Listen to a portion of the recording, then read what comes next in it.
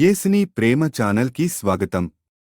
దయచేసి ఈ ఛానల్ ని లైక్ చేయండి, షేర్ చేయండి, సబ్స్క్రైబ్ చేయండి. తెలుగు డైలీ ఆడియో బైబిల్ ప్రసంగి గ్రంథం 4వ అధ్యాయము. పిమ్మట సూర్యుని కింద జరుగు వివిధమైన అన్యాయ క్రియలను గురించి నేను యోచించి తిని, బాధింపబడువారు ఆదరించు దిక్కులేక కన్నీళ్లు విడుచుదురు. వారిని బాధపెట్టువారు బలవంతులు గనక ఆదరించువాడెవడనూ లేకపోయెను. కాబట్టి ఇంకను బ్రతుకుచున్న వారి కంటే ఇంతకుముందు కాలము చేసిన వారే ధన్యులని కొంటిని. ఇంకను పుట్టని వారు సూర్యుని క్రింద జరుగు అన్యాయపు పనులు చూచియుండని హేతువు చేత ఈ ఉభయుల కంటెను వారే ధన్యులనుకొంటిని. మరియు కష్టమంతయు నేర్పుతో కూడిన పనులన్నీయు నరులకు రోషకారణములని నాకు కనబడెను. ఇదియు వ్యర్థముగా నొకడు గాలిని పట్టుకొనుటకై చేయు ప్రయత్నముల వలెనున్నది. బుద్ధిహీనుడు చేతులు ముడుచుకొని తన మాంసము భక్షించును. శ్రమయును గాలికైన యత్నములను రెండు చేతుల నిండా నుండుట కంటే ఒక చేతి నిండా నెమ్మది కలిగి ఉండుట మేలు. నేనాలోచింపగా వ్యర్థమైనది మరి ఒకటి సూర్యుని క్రింద నాకు కనబడెను. ఒంటరిగానున్న ఒకడు కలడు. అతనికి జతకాడు లేడు, కుమారుడు లేడు, సహోదరుడు లేడు. అయినను అతడు ఎడతెగక కష్టపడును. అతని కన్ను ఐశ్వర్యము చేత తృప్తి పొందదు. అతడు సుఖమనున్నది నేనెరుగక ఎవరి నిమిత్తము కష్టపడుచున్నానని అనుకొనడు. ఇదియు వ్యర్థమైనదై బహు చింత కలిగించును. ఇద్దరి కష్టము చేత ఉభయులకు మంచి ఫలము కలుగును గనుక ఒంటిగాడై యుండుట కంటే ఇద్దరు కూడియుండుట మేలు. వారు పడిపోయినను ఒకడు తనతోడి వానిని లేవనెత్తును. అయితే ఒంటరిగాడు పడిపోయిన ఎడల వానికి శ్రమయే కలుగును. వాని లేవనెత్తువాడు లేకపోవును. ఇద్దరు కలిసి పండుకొనిన ఎడల వారికి వెట్ట కలుగును. ఒంటరిగానికి వెట్ట ఏలాగు పుట్టును? ఒంటరియగు నొకని మీద మరి ఒక్కడు పడిన ఎడల ఇద్దరు కూడి వాని నిద్రింపగలరు. 3 పీటల త్రాడు త్వరగా తెగిపోదు గదా.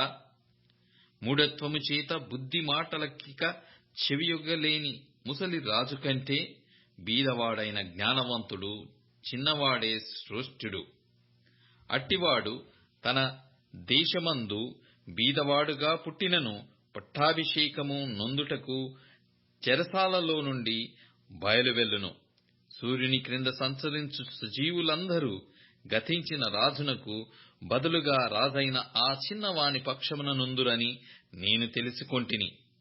అతని ఆధిపత్యము క్రింద జనులకు లెక్కయే లేదు.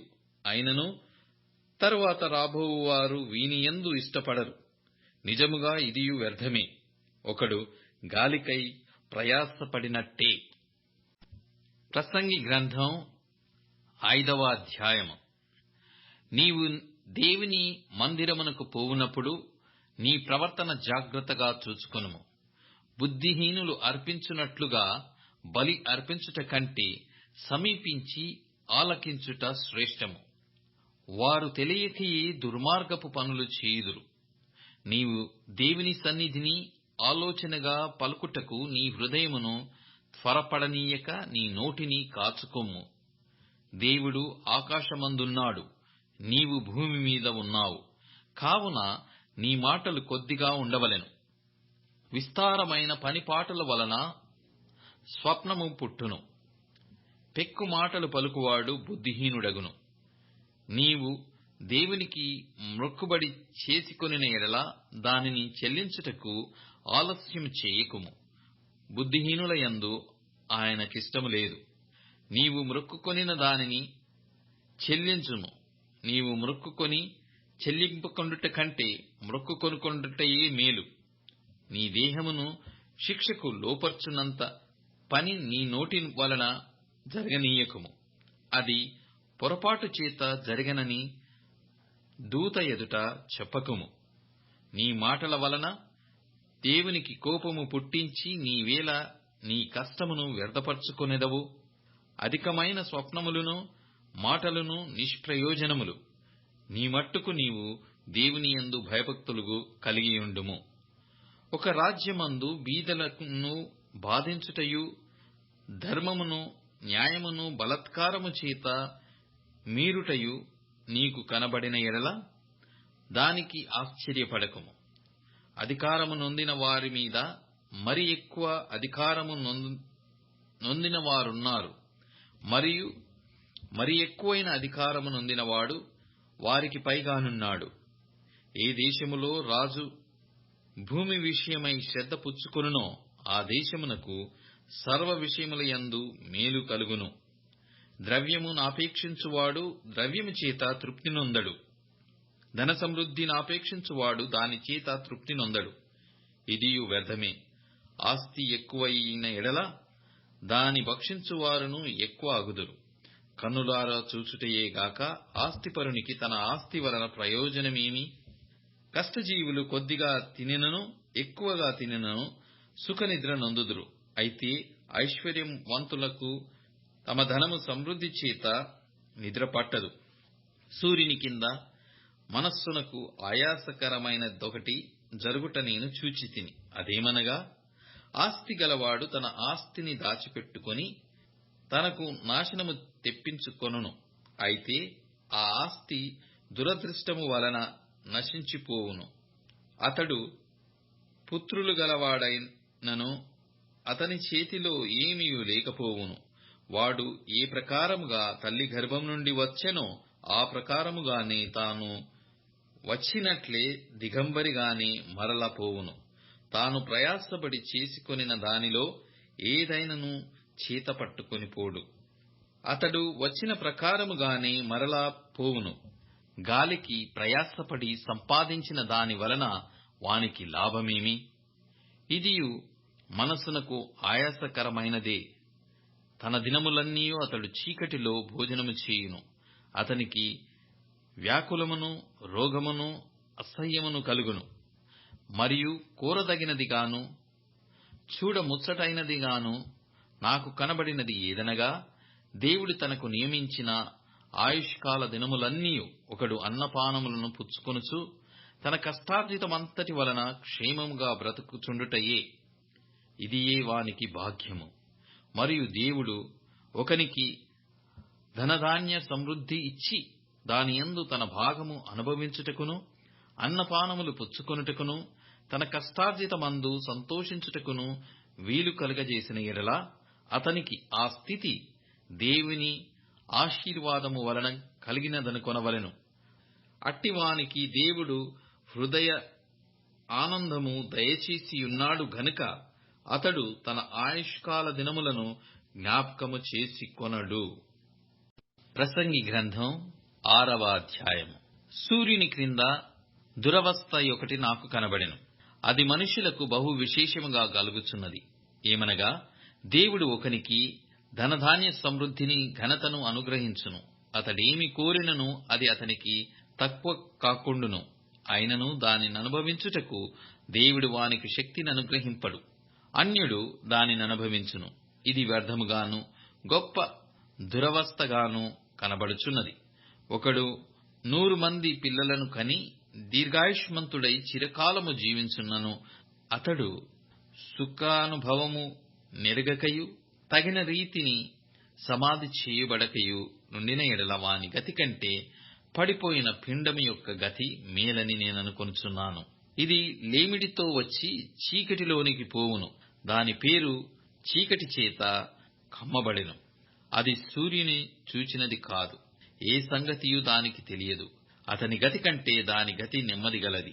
అట్టివాడు 2000 సంవత్సరములు బ్రతికియు మేలు కానకయున్న ఎడల వాని గతి అంతే.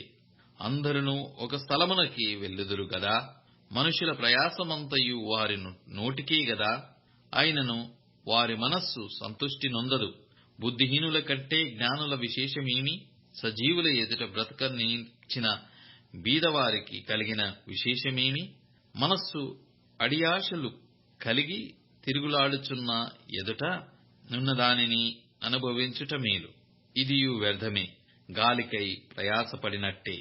ముందుండినది బహుకాలము క్రిందనే తెలియబడెను. ఆయా మనుష్యులు ఎట్టివారగుదురో అది నిర్ణయమాయెను. తమకంటే బలవంతుడైన వానితో వారు వ్యాజ్యమాడజాలరు. పలకబడిన మాటలలో నిరర్ధకమైన మాటలు చాలా ఉండును. వాటి వలన నరులకేమి లాభము?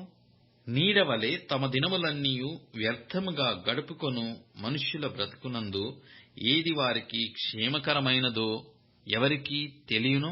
వారు పోయిన తర్వాత ఏమి సంభవించునో వారితో ఎవరు చెప్పగలరు? కొరింథీయులకు రాసిన 2వ పత్రిక 10వ అధ్యాయం.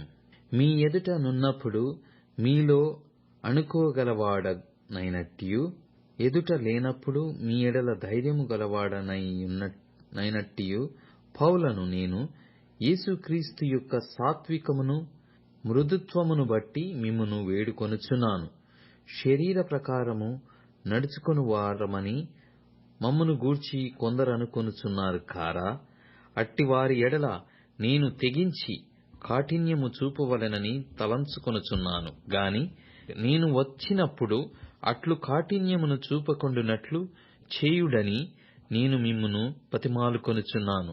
మేము శరీరధారులమై నడుచుకొనుచున్నను, శరీర ప్రకారము యుద్ధము చేయము.